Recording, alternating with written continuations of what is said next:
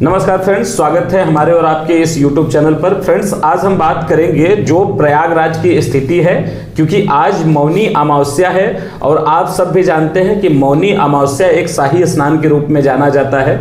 और ये जो महाकुंभ लगा है, इसमें अपरंपार भीड़, जो कि कैपेसिटी से ज़्यादा हम कह सकते हैं, क्योंकि हम और प्रशांतानंद जी महाराज, बाकी बहुत सारे इनके जो भक्तगण थे, जो चेला थे, जो शिष्य थे, वो वहाँ पे मौजूद थे और हम लोग रात में मौजूद थे। तो हम उसका रिव्यू देना चाहते हैं और कुछ आप लोगों के लिए जरूरी संदेश भी है।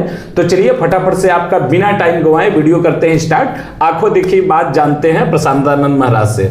राधे राधे। महाराज जी, हम जानना चाहते हैं कि ये जो घटना हुई है, तो इसके पीछे मतलब क्या आप देख पा रहे हैं, क्योंकि वहां पर तो मौजूद हम भी थे, लेकिन हम आपसे ये जानना चाहते हैं कि ऐसा हुआ क्यों, या इसमें अभी गलती किसकी थी? देखिए, वहाँ हम लोग उपलब्ध थे और हम लोगों ने एग्जाम किया, वहाँ देखा उसको कि यहाँ पे जो प्रशासन ने व्यवस्था की है, उन्होंने तो अपनी तरफ से व्यवस्था है तो सारी चीज़ें अच्छे से कर रखी है, लेकिन उसका जो पालन करना चाहिए जनता को, वो जनता नहीं कर रही है जी। जब प्रशासन कह रहा है कि भाई आप उधर मत जाओ जी, भीड़ पूरी भर चुकी है, आप दूसरे रास्ते से आगे निकलिए, लेकिन अब जबरदस्ती करके, जबकि वहाँ पे प्रशासन बैरिकेड लगा रखी है, जी। उस बैरिकेड को तोड़ के लोग बाग उसमें घुस रहे हैं। तो वहाँ पर जब लाखों के तादाद में भाई बैरिकेड तोड़ के जाओगे तो अव्यवस्था तो फैलेगी।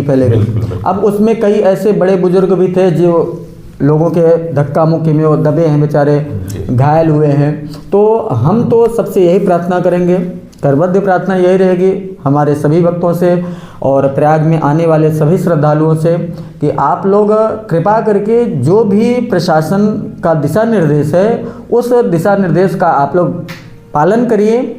अगर प्रशासन आपको रोक रहा है तो ज़बरदस्ती मत करिए, क्योंकि भीड़ बहुत ज़्यादा प्रयागराज में आ चुकी है। इतनी भीड़ है कि हम लोग भी इतना आशा नहीं कर रखे थे कि इतनी भीड़ प्रयागराज में पहुंचेगी।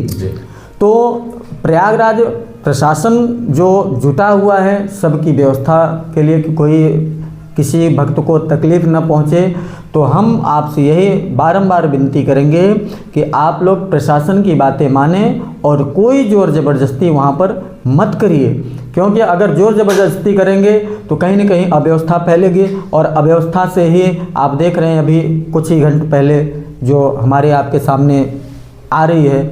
हमारे माध्यम से भी ये चीज़ें अभी संदीप जी ने बोला और कुछ न्यूज़ के माध्यम से भी आप लोगों के बीच में ये सब चीज़ें पहुंच रही हैं। तो कृपा करके प्रयास करें कि प्रशासन का सहयोग दें।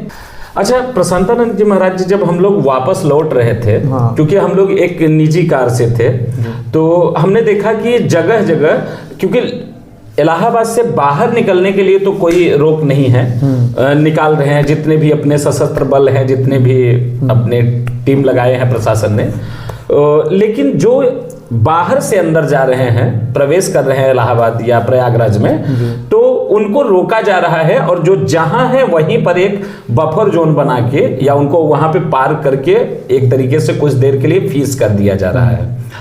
तो हम ये जानना चाहते हैं कि जैसे मान लीजिए किसी को 4 घंटे के लिए, 8 घंटे के लिए यहाँ रोक दिया गया बीच में, 40 किलोमीटर 30 किलोमीटर दूर पहले, यहाँ तक कि मिर्जापुर अगर हम देखेंगे तो 70-75 किलोमीटर दूर है, तो वहां पर भी बफर जोन बना दिया गया है।